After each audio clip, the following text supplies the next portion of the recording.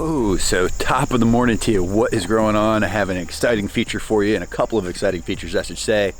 As you can tell from the big rock behind me, we are not in Florida anymore. I have finally gotten back up to Eastport, Maine to visit Jim, and we're actually behind me is a big field here this morning that he's cutting. I think this is about a 5-acre field. He said this is his second cut on it, and there's like another 12 acres in the back he's going to be cutting. So you guys ready for me to shut up and see what Jim has growing on? Hold tight.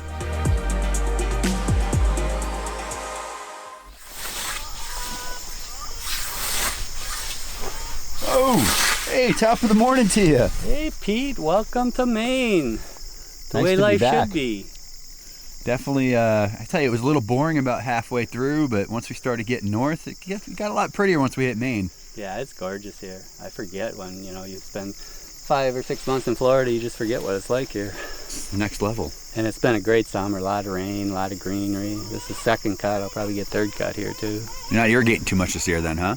No, just a little early on some strawberries because we had a June that didn't have a lot, but we had a great strawberry crop too. It was awesome. For like 2 weeks, all the strawberries you could eat. Whew. That's awesome. So blueberries, peak season, right? Right, we'll probably be picking some this afternoon. Mushrooms, strong this year? Oh, well, yeah, 2 weeks ago in, my lobster spot, there was probably conservatively 30 or 40 different varieties of mushrooms all within sight. It's crazy. It's a lot less right now, but with the humidity, it might pop some new ones up. There's still lobsters. We'll definitely see some lobsters and a lot of chanterelles. So I just missed the local market, I hear? Yeah, our local Tuesday market. So I kind of got Tuesdays as my market. Tasty Tuesday, we got the market here. Yeah. Nice. So tell us about what we're doing here. This is a little field. What are we doing? This is a hayfield. I've been made first cut, and it fed all the veggie beds on the farm over there. It's only like 3 miles from the road, so I haul it back with a little Toyota Tacoma. It works really good about what I can mow in the morning, I can haul. And then the second cut, going to the animals, goats. I've seen them as a real value now. I'm seeing because they'll take, the hay and turn it into goat meat and goat milk, and then they kind of waste half of it and piss on it and poo on it, and then you get to use that in the gardens too. So I'm also feeding grass to animals again, the macro herd and the micro herd. But I've been doing a lot of different new scythers. Okay. And trying to tune them in quickly to how to mow. And I've got some good pointers. I could show you some of the stuff I've been doing because I can really put, within 2 or 3 hours I can get somebody mowing in a skill level that took me like 3 years to learn. So if I could pass that on to some of, the viewers here that have had, trouble. It's a learning curve, but there's a couple little tricks that can help you out a lot. Awesome. So everybody's asking me in the comments, why cut the grass with the scythe? So when you mow with a scythe, you're cutting with a razor blade, right? With very low impact on the land. If you look at a hayfield that they're baling right now, if they can get into it because it's so wet, they're taking, 3 and 4 ton machinery across it 5 and 6 times. So they're compressing all the soils. And the field responds to that, including the noise. I developed in deafness from all the lawn care machines, and I believe the land hears and it'll have an impact. So this is quiet, low impact, no harm. That's one of the reasons, and it also gives you an intimacy with the land. This is somebody else's land, and I've walked across it 5 times now, 4 inches at a time, and I know this land better than she'll know it ever, probably. So there's an intimacy and a feedback loop. It tells me kind of what's going on. That's some of the main reasons, and then also the fact that I'm able to get premium grass as often as I want. Because, if you got a big machine, you've got a lot of investment getting out to get the hay. So most of the fields around here haven't been cut yet, and I'm already getting my second cut. And so the grass they're going to be getting, their first cut's going to be pretty much done. There's, carbon and all kinds of other stuff in it, but it'll be nothing like I've got 2 cuts off this land. Just because of the machinery, because we have to, kind of modify how we work because the machines tell you what you need to do because of weight and moisture and all that. This way, I was mowing in standing water 3 days ago. No machine can get in there. So that's some of the other reasons. And then it's, it's better than a gym workout. And, as I've got better on it, it's actually effortless mowing for me. I could be out here 6 hours. You're not even really sweating yet. No, and I'm not breathing hard. But that's all been, within this last year. I've kind of tuned into effortless mowing and sharpening, so it's really given me an effort. So I get, meditation and gym time, Farm strong. Farm strong. Now carrying hay bales because I'm baling hay too, so we'll be able to look at that. That one, yeah. The biggest problem is people when they're mowing, they're trying to do this, and using all their arms, right? And this tool is meant to ride on the ground. So imagine you've got only a 2 or 3 pound tool, but you let the weight of it ride on the ground forward and backward, right? And now watch my arms. They are not moving in relation to my torso. It's only my torso moving, right? So my arms aren't even working. They're just holding the tool. And one of the ways to make that happen, because you always tend to do this and your arms start moving. But if you put your hat under your left arm and not let it fall out, that makes you tuck that arm and you keep it. So if you can do that, then you'll do this twisting motion, especially following through, because you put that left hand in your back pocket that way. And you see how I'm barely moving the scythe. I mean, it ain't like I have to go to get it, it's just as slow as I want, because the tool cuts so precisely. So this is a really good way to show how it needs to ride on the ground, because the bottom of the scythe is cupped. So it does this. So the blade is not in contact with the ground if it's on the ground. So watch, I'm mowing gravel, right? On the ground the whole time. And then you just move into the grass. And just turning your torso. And everything cuts better close to the ground anyway. But I think that gives the people, if they can do that on their driveway or whatever, to realize that it's not up here. And that'll make all the difference in the world. Oh.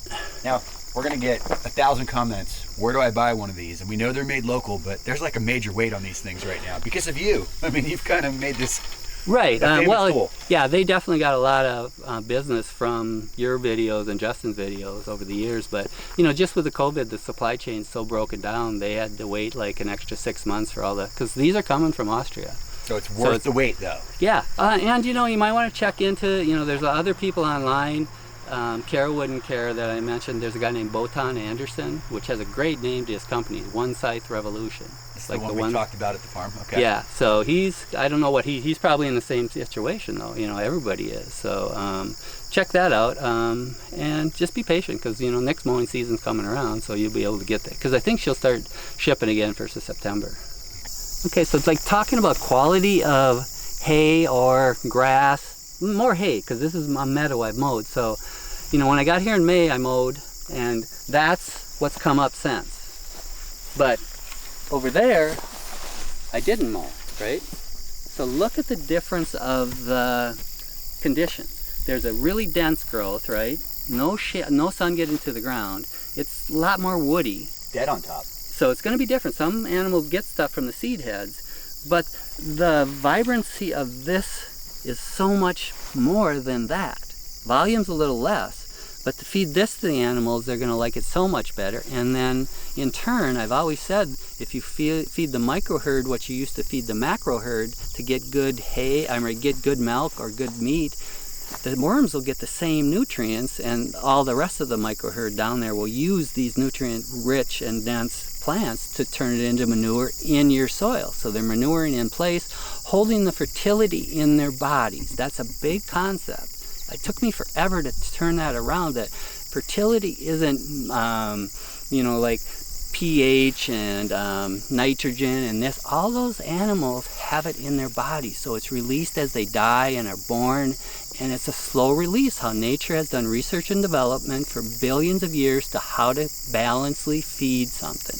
And we're just creating disturbances as farmers that can benefit us if we choose to do the disturbance well. And that's what I think's happening here with me. I'm kind of mob grazing like the rotational grazing people do. And then let it grow back lush and mow it down again.